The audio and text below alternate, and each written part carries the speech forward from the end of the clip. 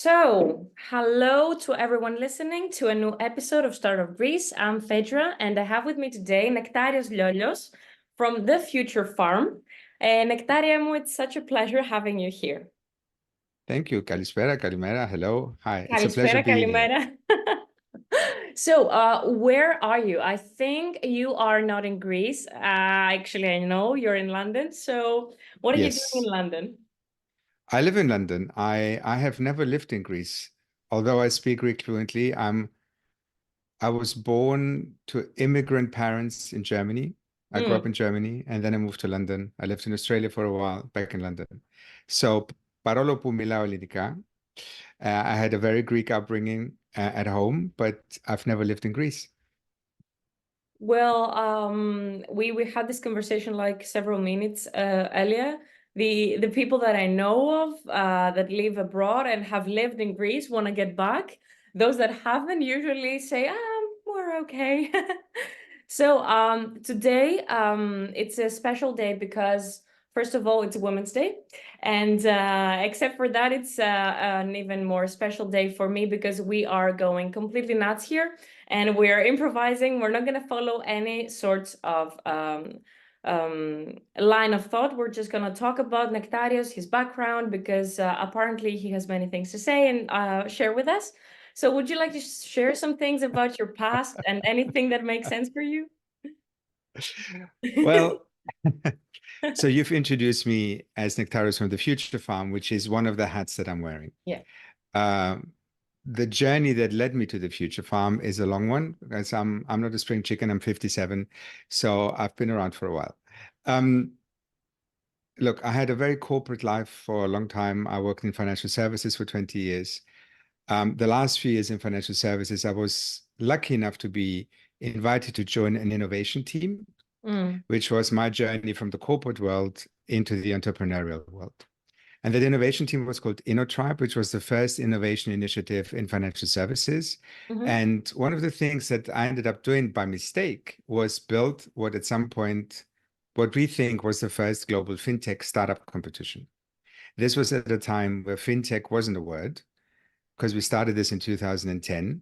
So we were calling the startups financial services startups. But in that time, we saw some amazing companies. We did this globally with showcases in London, Singapore, and New York. The best of the bunch, we would fly to the big conference that we would organize.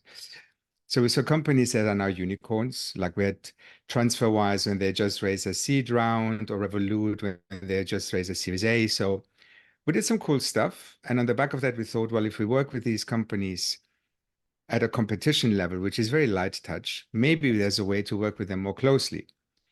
So we thought, people run accelerators. What if we built an accelerator that focuses exclusively on financial services? And at that point, there was this organization called Startup Bootcamp that was about as old as we were, which was one of the first European focused accelerators. So we approached them and asked them, hey, how about we do this together? You provide the playbook and the model. We bring in the startups and the industry expertise.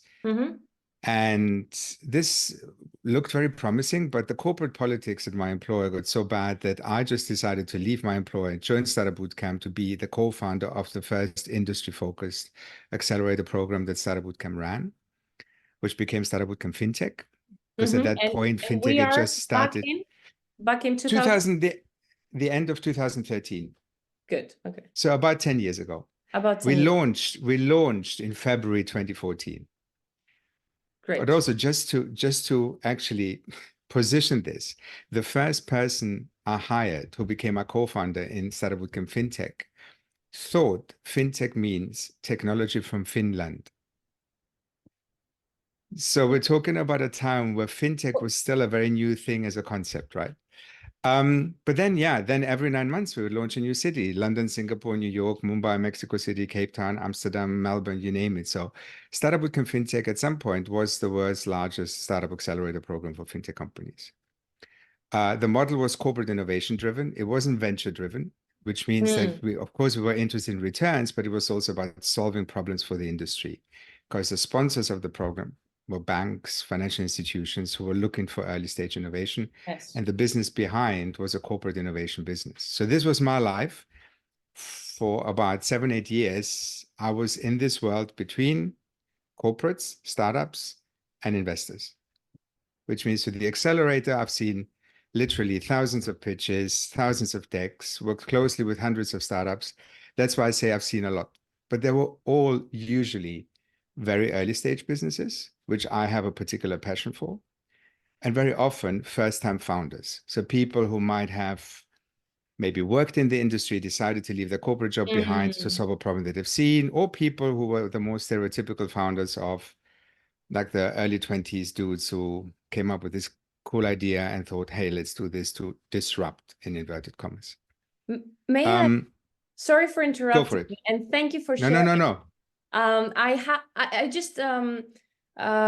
have this question that just popped in my mind. Why early stage startups, and why founders that are not, used to this kind of word? Because before we had our first talk, you talked to me about something that I find extremely interesting, which is the whole inner space of a founder and how he feels about the thing before he does the thing. Yeah. So why early stage?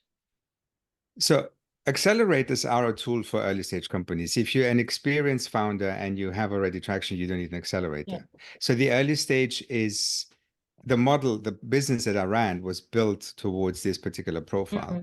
I have a particular excitement because I think that with the background and the experience that I have, I can be more useful to somebody who's just starting it for the first time, maybe, than somebody who's been through this before. And there's people who are much better at helping people with a go-to-market strategy or with the growth plans, whatever it is. But I just have a personal appetite about the real inventiveness and energy of somebody who's come up with an idea and is trying to make it work. Now, what you mentioned, which is the inner workings, is ultimately what I ended up doing with the Future Farm. So I actually walked away from all of this at the end of 2018. I was tired with 8 corporate years, innovation. 2010, 2019. Yeah. I was really tired with the noisiness in this world, because in those 5 years, especially since we launched the accelerator, fintech reached this real high peak where everybody was keen on fintech. It was the sexiest of verticals, but there were so many tourists and passengers and people who weren't doing meaningful things, but trying to build profiles as influencers, and lots of people just talking, nobody. And I just got tired. I was literally exhausted. I was physically exhausted. I was mentally exhausted. I was, in hindsight, really burnt out because I spent 3 weeks out of 4 on a plane. And we're not talking about flying within Europe. We're talking about flying from Mexico City to Mumbai to Melbourne. So it was a crazy life. And I walked away from all of this needing a break. The day after my last day at work, my dad died. So although I was prepared for the grieving that would come after leaving my business behind, I was also dealing with personal grief, right? So in 2019, I spent a lot of time just having coffees with people, trying to see what to do next. And the one thing that I was really curious about was, going back to your question, in the accelerator, I had seen lots of people struggle with the pressure that we created, because the accelerator, by definition, was supposed to be a pressure cooker. We would tell people, we'll help you grow in 3 months as much as you would grow in the wild in a year or 2 years. A year or 2 so, years. Yeah. So we became part of the problem without realizing that. So we created this additional pressure to what is already a pressured life.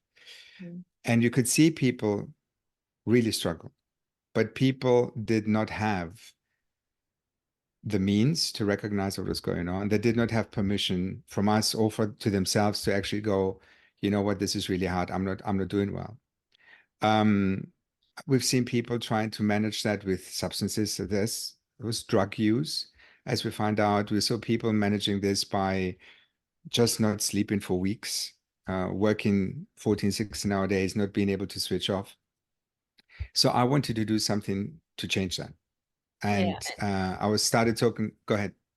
No, I'm thinking that it defeats the purpose in the end of the day, because being innovative, trying to have a positive impact, trying to change something, trying to be disruptive, in the end of the day, you and your team end up having mental health issues, physical problems, you know, even the back pain that you get, and even the pain in the eyes that you get, because it might seem very a very minor problem, like we talk about it now, but it is not, because I'm working remotely. So my 9 to 5 is remote work in front of my laptop, and I'm telling you, it's not a positive thing. It's not a good thing. My physical health is definitely not in its peak.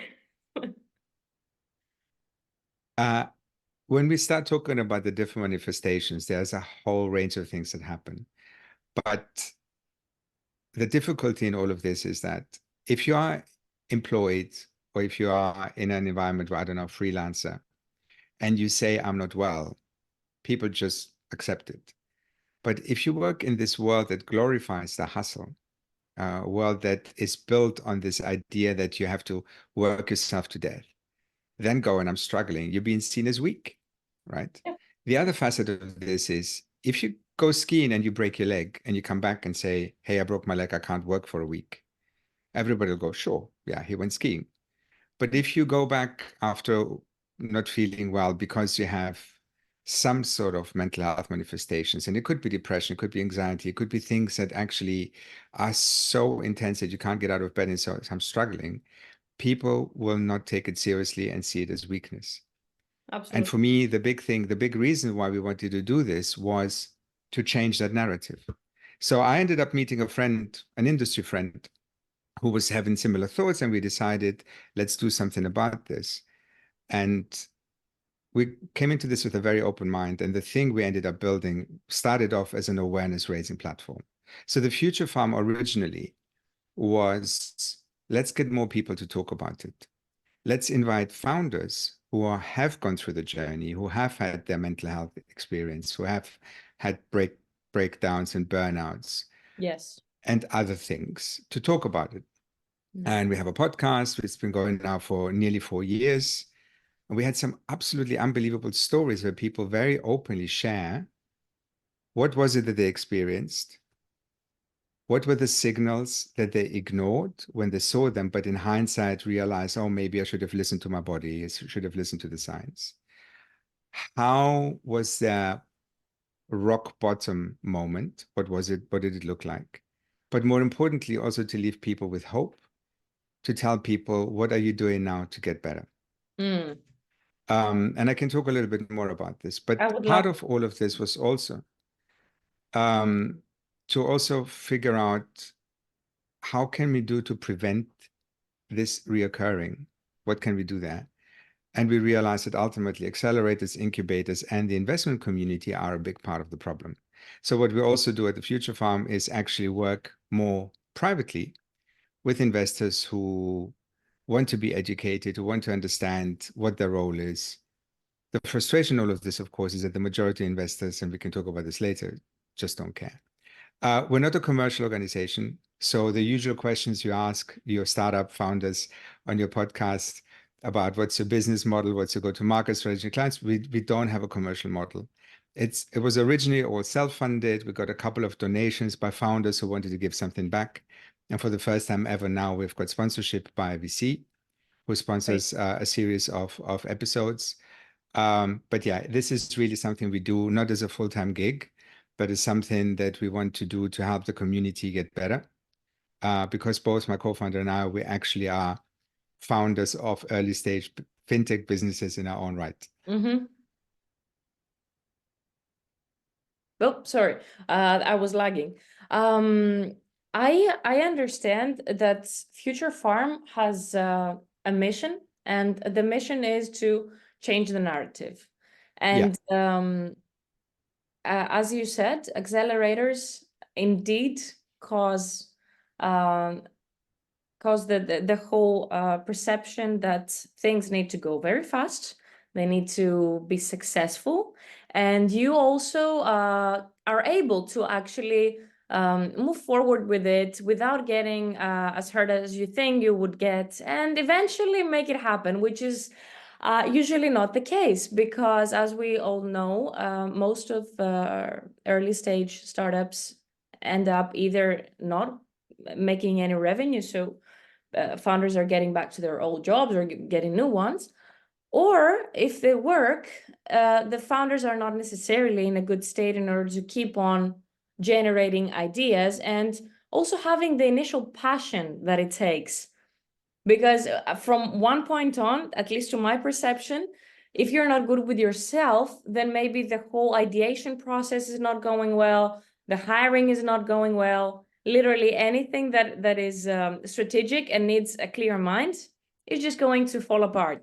So why, my question is, why are you focusing on the mental health aspect of the founders solely? Are you also working with teams? How are you working on it in the future firm? Look, our main focus is on the founders, and the founders for a specific reason. It takes a particular type of personality to actually start a business. And when we started this, we realized that there's very little research, scientific, academic research on the subject of the interplay between mental health and entrepreneurship. There was one big study that was done in 2015, and that was really all we had to go by. Since then, there's a couple more, but it's still very little. But there is something about an intrinsic motivation that a particular type of personality brings that pushes you towards building a business rather than going and finding a job. So that is the drive. That's the one thing. But just because you have that drive doesn't mean that you're actually equipped to deal with all the other things that come with it, which could be the stresses, but it could also be things like, let's take a very stereotypical example. Very often you've got two young people who come up with an idea, I don't know, at university. One of them is a technology wizard. The other one's figuring out how to sell this or promote this or productize this. These people usually have no experience on leadership. These people usually have no experience what it means to deal with interpersonal conflict.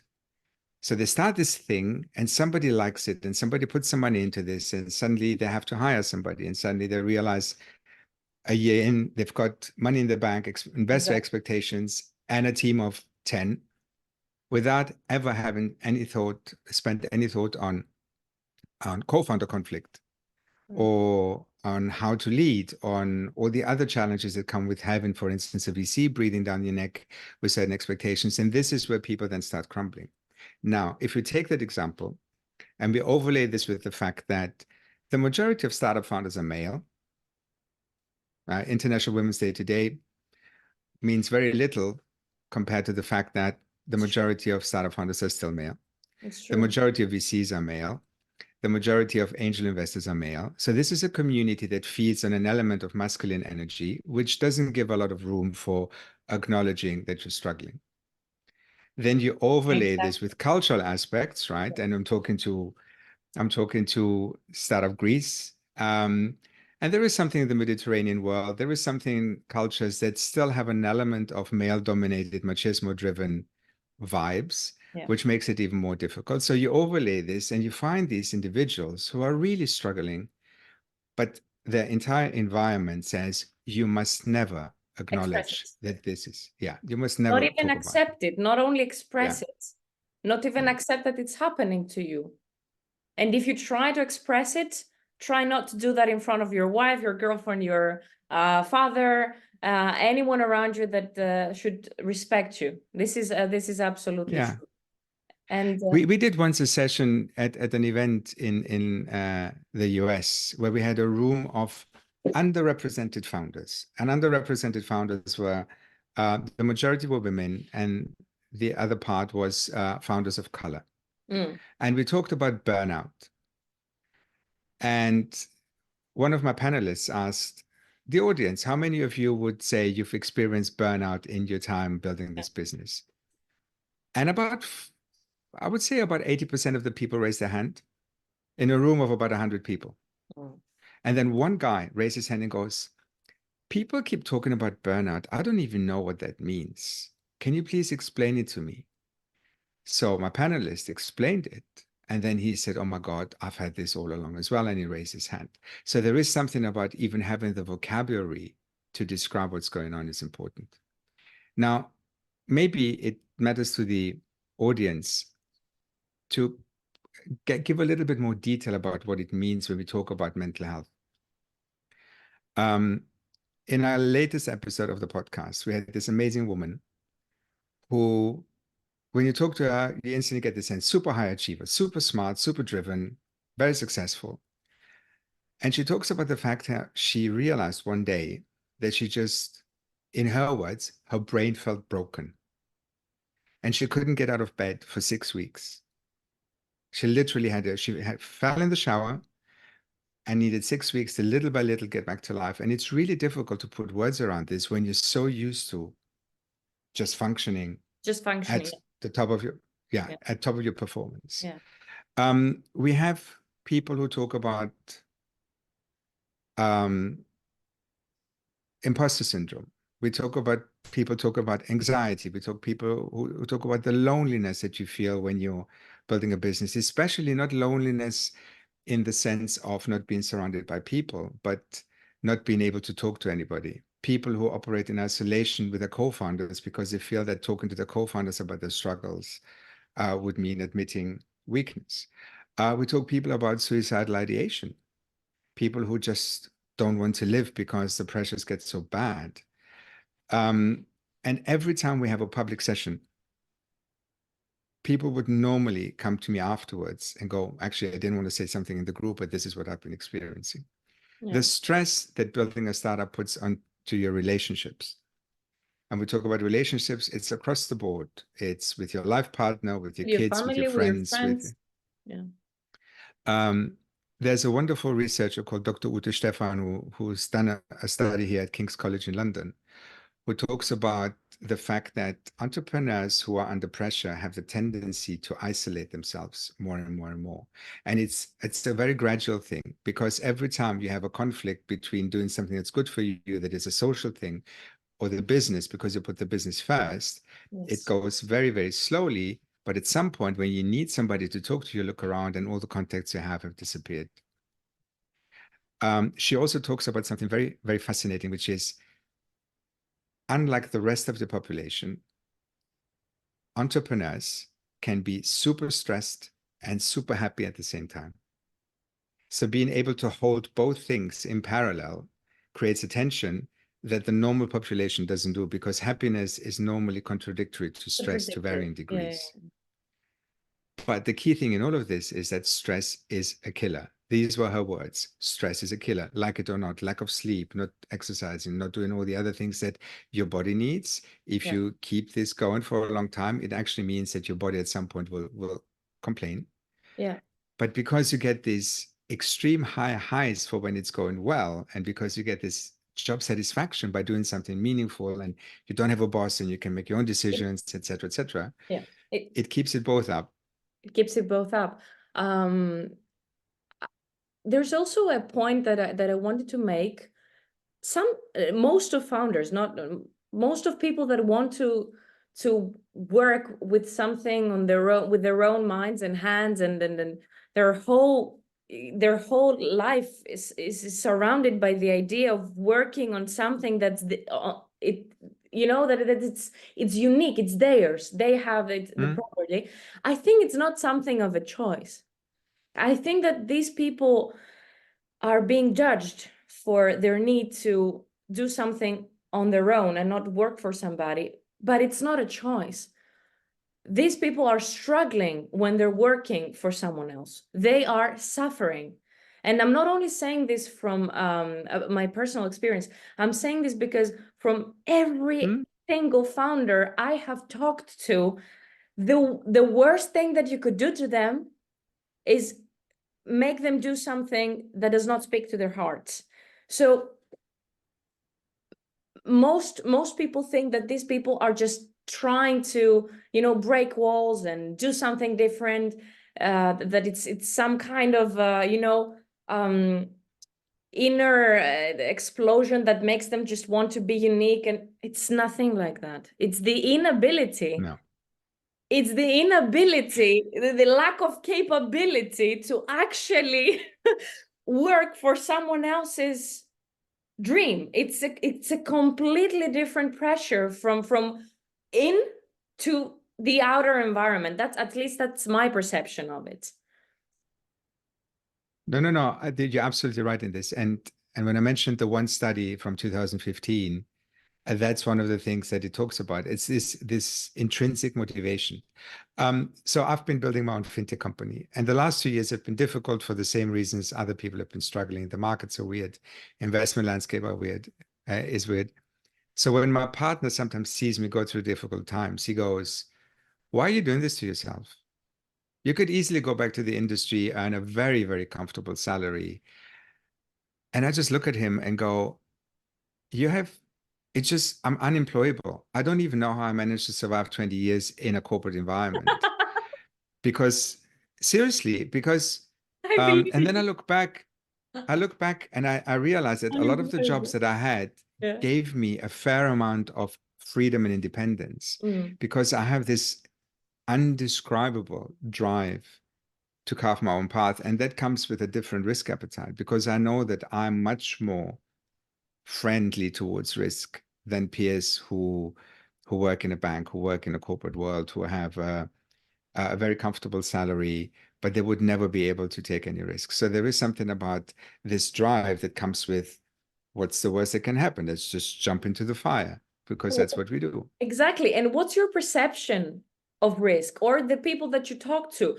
Because I understand that mental health means, at least to the plainest of lines that I could put it, feel happy in the end of the day or when you wake up. At least this is something that you can say. But where is risk in this? How do you perceive risk? Because I understand that it's a different perception. I'll give you a slightly roundabout answer. I have a VC friend, and he's one of the few VCs I actually rate both in terms of a business, but also in terms of an individual. And he explained to me how he looks at founders in terms of their investability. Mm, And bottom of the list for him are the tourists, the people who've done a cool MBA project, think yeah. maybe this is a fun idea. The moment things start getting difficult, they're out. So They're back they're in a out. corporate role. Yeah. So their risk appetite is minimal. It's a very, very calculated. I'm going to dedicate 6 months and this amount of money, and if it doesn't work, I'm gone. Then there's the passengers. So these are people who may have not come up with the idea, but they're actually, somebody else said, "Hey, I'm building this cool thing. Do you want to join?" And they're interesting, but they're not drivers. Then there's the ones that he calls the professionals. So these are people who might not have come up with a vision, but if somebody gives them something, they can just execute and deliver and take it to something. And top of the list for him is the ones with a chip on their shoulder, the ones who really have something to prove.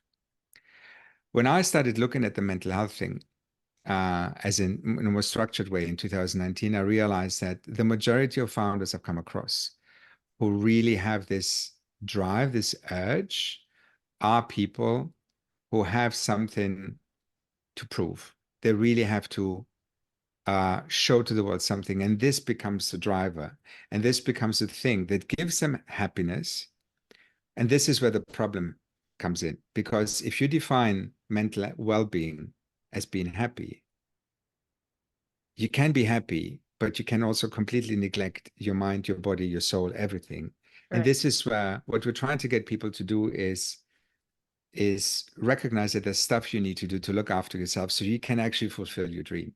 So the one thing we want people to get out of every talk we do at the Future Farm, every content we produce, is we want people to kind of recognize three things. And it's very simple.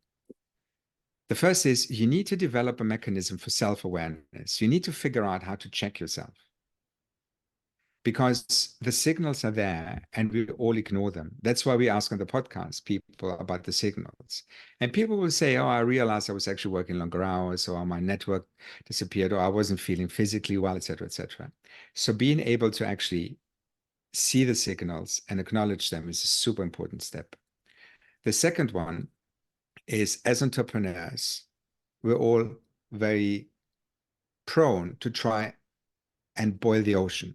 So the moment you realize something's off, don't try and run a marathon the next day. Go for a walk for 5 minutes, and maybe the day after for 6 minutes, and maybe the day after for 7. Small steps are super important. Every person we've spoken to who started getting better Mm. recognize that they do this by actually doing this little by little, because it's too big a task to do in one go. And the last one is, we are all social animals. And the biggest benefit most people we saw is when they start talking to somebody about it, sharing with like-minded people. People who are understanding is super important. And we actually summarize it, the 3 S's: self-awareness, small steps, and sharing. So these are the key things to make sure that the stresses that will come up with a startup life will not overtake your drive to build something and actually keep you from doing it. Because we're not saying that it's not going to be a stressful world. It's not going to be a world that will have its high highs and low lows. What we're saying is make sure that whilst all this is happening, you have an awareness of how you are within that. And when you feel you're actually starting to fall, that you find ways of catching yourself and bouncing back. Exactly. Yeah. I find this extremely insightful, and I'm very happy you're openly talking about it, because I think your impact is much more than you think it is, at least with what you're doing with the Future Farm. Um, I would love to keep on diving deeper into things like related to investors, also how they feel about the whole thing that you do, etc. I know that you're pressed for time, so my idea is that we can wrap it up for now, so that we can do actually 2 episodes on it, so we can keep our conversation going on the next part of it, because I think we're definitely not over. And there's so many things to cover on this topic, and there's so much content to put out there, not only for our audience, but literally anyone that needs to maybe contact you or your team. And I would like your opinion on that, because as I said, we're going completely nuts today. We're improvising. So what's your thought on that? We can always have a second session, and I can talk a little bit more about the role of investors. Absolutely. And and literally Let's everything that we can cover in the second part of this talk, because I have so many things that I want to ask you, and there's so many things I would also like to try and connect to founders, especially in our area. Because as you said, we have a huge difficulty of understanding the reasons why we do not express what we need to express. And I believe we have very, very inspiring and inspired people who don't make it because the environment is suppressing. So I believe we have many things to say on that. And I'm deciding now, I'm making the decision, and yes, we're having a second session. So I'm gonna book more of your time. But before we wrap it up, I would like to ask you, how much do you think